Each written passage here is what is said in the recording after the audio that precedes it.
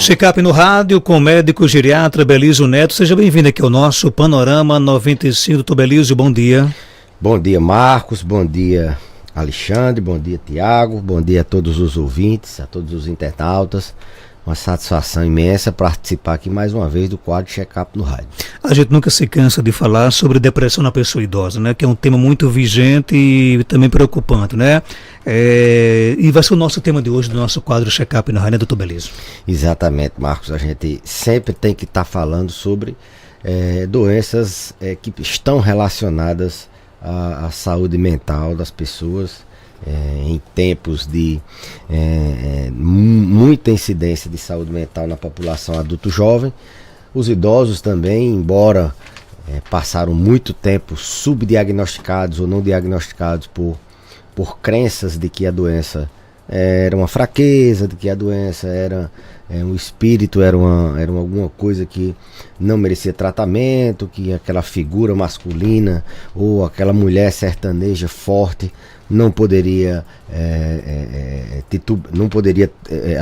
ter fraqueza, ter falta de liderança, ser aquela pessoa de vigor, né? Isso que eu queria dizer. Então, por muito tempo, nossos idosos ficaram, até hoje a gente encontra muita gente dizendo, não, mas ele sempre foi assim, ele sempre foi isolado, calado, ele sempre se emocionou demais, ele sempre foi irritado. Então, a depressão em pessoas idosas, ela tem dois perfis, Marcos. Tem aquele perfil do idoso que durante a vida toda ele teve episódios de depressão e ele chegou à terceira idade, tratou ou não tratou, mas ele já tem um histórico de algumas crises, e tem aquela depressão que ele tem o primeiro episódio na terceira idade, né? Na fase de idoso, na velhice. São dois tipos, né? A depressão tardia, ela está mais associada com um sintoma comportamental de um quadro de demência. Geralmente a gente tem que abrir o olho nesse paciente que só fez depressão quando estava idoso. E a gente abre mais assim a mente para pensar que é um quadro de uma demência, como por exemplo Alzheimer, que ele ainda não abriu o quadro cognitivo de esquecimento, mas está tendo depressão agora depois de idoso. A gente sabe que existem fatores precipitantes, assim, aliás, de risco, fatores de risco, que as pessoas idosas estão mais sujeitas, como por exemplo perdas de amigos, perdas do próprio cônjuge, do companheiro. Eles estão vivendo mais essa realidade, então eles têm um fator de risco a mais, eles têm fator de risco em virtude de doenças crônicas que eles porventura acompanhem eles. Então uma dor de uma osteoartrose limita a funcionalidade dele, ele deixa de ter uma sociabilidade melhor, uma doença cardíaca que limita também. Então eles perdem essa capacidade, perdem, na verdade, autonomia, muitas vezes perdem independência, doenças que possam abruptamente tirar esse paciente de uma atividade que ele fazia. Era um trabalhador rural e aí era ativo, e de uma hora para outra ele se sente incapaz e aí ele entra em depressão. Então tem fatores de risco peculiares dessa faixa etária. A depressão, isso no caso de depressão tardia. A depressão, transtorno depressivo maior que ele carrega durante toda a vida, ele, além da genética, dele já ter um histórico, ele ainda se soma esses fatores de risco. De forma que a gente precisa atentar aos sintomas. Os sintomas de depressão em pacientes idosos, eles têm algumas particularidades. A gente não vê aquela melancolia do jovem de chorar bastante, de reclamar, o paciente idoso ele é mais sutil, ele fica mais isolado, ele fica mais calado. Ele não está mais fazendo as coisas que ele gostava antes, então ele fica ele perde aquela energia, aquela vontade, aquela animação, tá com desânimo. Antes ele gostava de conversar na calçada, gostava de jogar um dominó, gostava de sair para bater papo com os amigos e na rua, gostava de ter alguma atividade, e agora não, ele não quer mais sair. Então esse isolamento social, esse desânimo, essa perda de vontade pode estar dizendo a você que ele está com depressão. E como eu disse, eles subvalorizam, eles acham que aquilo, eles não mentalizam, eles não deixam, assim, eles não conseguem tornar isso racional de que é uma doença. Eles acham só que é da idade, que ele está se movimentando menos e tal. A família também não percebe tanto. Outros sintomas, piora a irritabilidade, ele está com a paciência mais curta. Não, doutor, ele é de família ignorante, ele sempre foi assim. Mas será que ele não era doente antes e agora está pior, e a gente precisa agora tratar, agora que ele está precisando ser cuidado? Porque a depressão também ela tem uma questão, não é só de você diminuir o risco de suicídio, não. É o fator mais assim, trágico da depressão. Mas a depressão ela dificulta o paciente aderir a outros tratamentos. Ele dificulta ele aderir, por exemplo, a uma dieta saudável e uma atividade física numa hipertensão, a uma alimentação mais saudável quando ele tem diabetes, a trocar um medicamento, aceitar uma nova realidade. Então, se ele for deprimido, ele tem muito mais dificuldade de aceitar ser cuidado. Então, depressão também tem isso, não é só o risco da gente ter medo do suicídio, não. Então eles alteram bastante essa questão do humor, ficam muito irritados, eles ficam mais isolados, eles tendem a somatizar sintomas físicos. Que é isso? Soma, né? Eles amplificam aqueles sintomas físicos que por outrora não, ou em outra pessoa não são tão assim impactantes. Ele só, olha, eu tô com muita dor demais, e diz várias vezes, ele somatiza, ele deixa aquele sintoma amplificado, maior. Uma dor que é X, ele diz várias vezes, ele tende a insistir em dizer que aquelas dores, e não consegue muitas vezes dizer o local. É uma dor tudo que é canto, e essa dor não tem fator de melhora. É uma dor que você não consegue encaixar ela numa doença física. Você tende ele pode até ter, mas ele está amplificando, ele está duplicando, triplicando a intensidade e a frequência dos sintomas. Então eles muitas vezes se apresentam com somatização de sintomas. Não, eu falei das dores, mas meu intestino não funciona, minha diabetes que não consegue baixar. Então tende a somatizar muitos sintomas. É uma característica, a gastrite nervosa, a diarreia, o sono, é uma alteração bastante comum nos pacientes idosos que tem depressão. Um dos sintomas depressivos é alterações do sono. Dormir demais ou dormir de menos. Eles podem ter dificuldade para pegar no sono, para iniciar o sono, ter dificuldade de manter esse sono. Inclusive essa insônia intermediária é uma característica dos transtornos do humor, ansiosos ou depressivos. Ele acorda no meio da noite e não consegue mais dormir. Ou dificuldade de terminar o sono, aquela insônia terminal. Ou aquela falta de energia, aquela falta de interesse. E aí ele passa o dia só querendo dormir, se alimentar, dormir.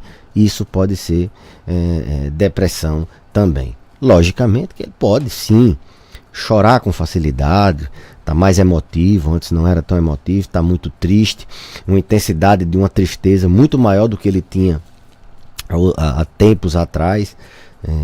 Num luto que não cede, 2, 3 anos que perdeu um parente, e aquele luto não melhora. Então são sintomas que a gente deve prestar atenção, que eles são sutis, e que pode fazer toda a diferença, identificar, levar e tratar. Uma outra coisa que a gente deve observar é que tem o outro lado também. Tem muita gente que tenta transformar um episódio de tristeza numa depressão. Às vezes o indivíduo ele tem uma tristeza. Eu sempre digo que quando o Flamengo perde, eu fico triste. Então não é que eu esteja depressivo.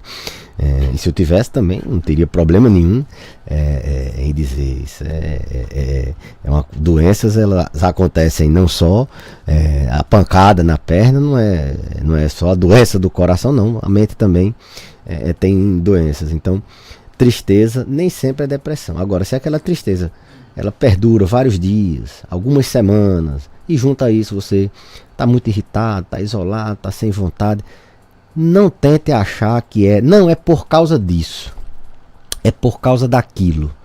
Doença é doença. Se tivesse isso ou aquilo, ou não tivesse, ele estaria doente do mesmo jeito. Não, é porque esse mês aconteceu isso. Eu digo, mas se não acontecesse, iria ter outra coisa. Ele está com o humor alterado, com o humor deprimido. A gente, como em virtude dessa sutileza, dessa percepção pouco vista tanto pela família, a gente ativamente faz perguntas sobre como é que está o humor. A avaliação da geriatria ela é integral, ela não vê só um órgão, ela vê também o estado de humor. Então a gente aplica algumas escalas, alguns testes que são próprios para rastrear indivíduos que têm um risco de depressão. E não é tão raro o paciente vem se consultar com uma queixa física, uma dor no joelho, ou que está esquecido, ou que está querendo tratar a hipertensão e a diabetes ali num paciente idoso, e a gente rastrear e tratar depressão, porque a gente pergunta ativamente e aplica algumas escalas. Aqui no nosso WhatsApp, o nosso ouvinte pergunta: minha mãe tem depressão desde jovem, quando está na crise, quer se consultar toda semana e fazer todos os exames possíveis e imaginários, né? E tem todas essas dores que o senhor está relatando. E aí? Uma característica típica tanto do paciente que tem depressão como tem ansiedade. O transtorno de ansiedade, muitas vezes ele pode cursar com essa hipocondria de o paciente sempre achar que se antecipa a doença, que tem um medo de ter a doença, e ele acha que é aquela doença, ou ele absolve aquela doença que escutou na televisão, ouviu na internet, ouviu alguém próximo falar. Então ele tem essa tendência, pode ter essa variante da hipocondria.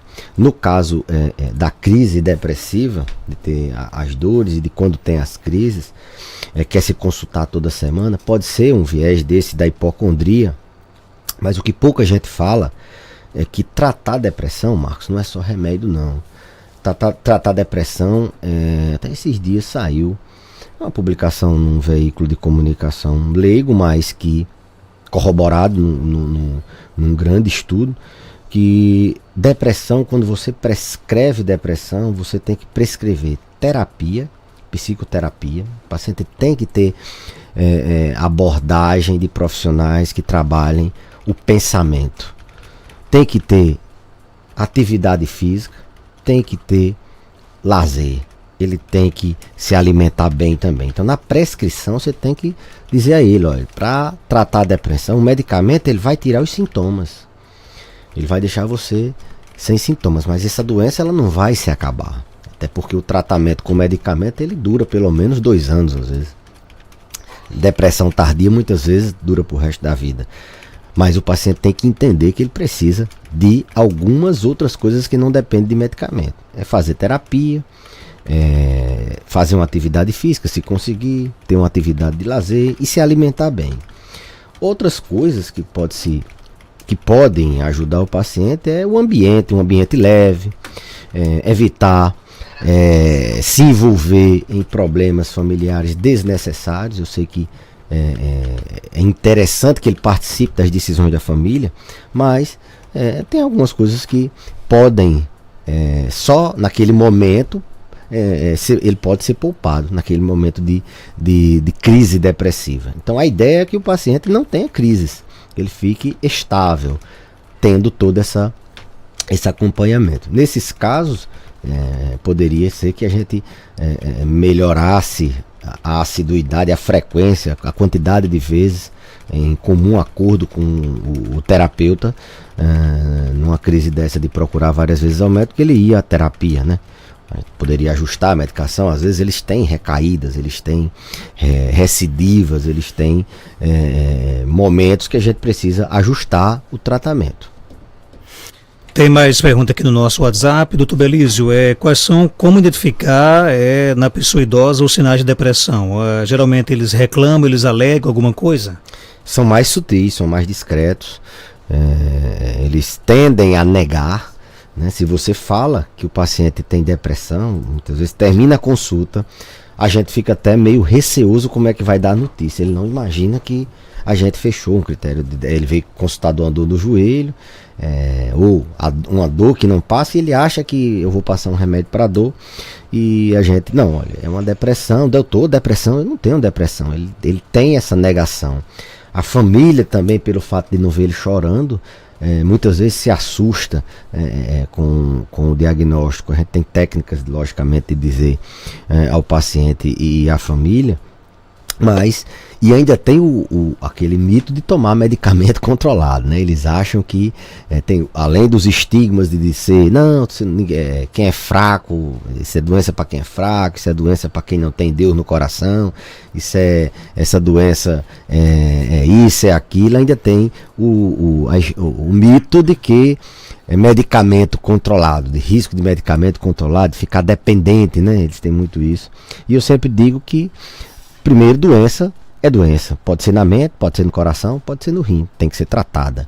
Depois que é melhor ficar, eu sempre falo isso, o senhor acha melhor ficar dependente de um comprimido ou dependente de viver triste, isolado, dependente da doença? Então, essa sutileza muitas vezes traz um problema de susto para a família, de negação, que a gente tem que ir aos pouquinhos conversando. A psicoeducação faz parte da abordagem. Então, os sintomas eu vou voltar a repetir como é que identifica, mas basicamente somatização de sintomas físicos, aquelas dores que não passam, que não tem uma causa específica, que o paciente já procurou vários profissionais, aquele sintoma físico muito exagerado, aquela boca seca ou amarga que está muito demais, exagerado, passa do ponto. Então os sintomas físicos são amplificados. É uma característica da depressão no idoso. Isolamento social, parou de querer se envolver em coisas que ele gostava antes, não quer mais, não tem mais aquele prazer, ele está desanimado, ele está mais calado, com pouca comunicação, está mais irritado, ou está perdendo sono, está dormindo demais, altera o apetite, eles comem menos ou comem demais. É mais comum no adulto jovem aumentar o apetite, no idoso eles tendem a se alimentar menos, eles tendem a abandonar tratamentos, abandonar atividade física, grupo de idosos. Então os sintomas são esses basicamente, e a família deve estar atenta, porque muitas vezes o próprio paciente nega que tem isso. Te ouvindo com a gente, bom dia. Bom dia, eu gostaria de fazer uma pergunta ao Dr. Belísio, porque quase todos os dias eu tô sentindo tipo um gelo no meu corpo, nos braços, nas pernas. Aí eu fico sem disposição. Quando me dá isso, eu tenho que ficar parada no canto, assentada, e fico molhada de suor, que não dá coragem para fazer as coisas nessa hora. Eu tenho que ficar parada no canto, gelado, tanto gela as pernas que nem as mãos. E aí, doutor Belísio? Olha, a gente, para pensar em doenças da mente, transtorno ansioso, uma crise ansiosa, por exemplo, poderia ser uma hipótese para esse caso. A gente tem que afastar doenças físicas, tem que ver se essa paciente não está num momento de transição hormonal, transição menopausal, que dá muito aqueles folgastos, alternando com sensação de frio. Tem que ver se não está tendo alterações na pressão, se essa pressão está alta, se essa pressão está baixa, se tem um exame alterado, se tem uma glicose alta ou uma glicose baixa demais, um colesterol alto demais, alguma coisa nesse sentido. Se tem doença no coração, a arritmia pode fazer esse tipo de sintoma. Subitamente o paciente tem essa sensação de gelo nas mãos e passar mal. Então, caso todas essas doenças, essas hipóteses físicas sejam assim afastadas, a gente sim pode pensar num transtorno de ansiedade, fazendo episódios de crises ansiosas, ataques de ansiedade, e essa paciente ter que se tratar. Não estou dizendo que é. A gente tem que ter mais informações, uma anamnese, um exame físico detalhado, afastar doenças, outras que causam esses sintomas, e aí pensar sim num transtorno ansioso, num transtorno depressivo, já que ela disse que também fica sem ânimo, sem coragem para continuar, ela fica sem atividade, né? Doutor Belísio, obrigado por sua participação. Até terça-feira, se Deus quiser. Eu que agradeço, Marcos, e mandar um abraço para nossa amiga Nazaré, lá de Jardim. Ela que mandou um presente para você, um chaveiro do Flamengo. Bom. Tá ali no carro, eu vou buscar. Nazaré é uma figuraça. Então, queria agradecer a todos os ouvintes, a todos os internautas. Lembrar de todos se inscreverem no nosso canal no YouTube, Dr. Belísio Geriatra, no nosso Instagram, Dr. Belísio Geriatra, no Instagram, no Facebook e no canal do WhatsApp, né? Você se inscreve através do número 99687-8877. 99687-8877. Siga a gente nas redes sociais, que a gente está sempre passando dicas sobre saúde e longevidade saudável. 7h28.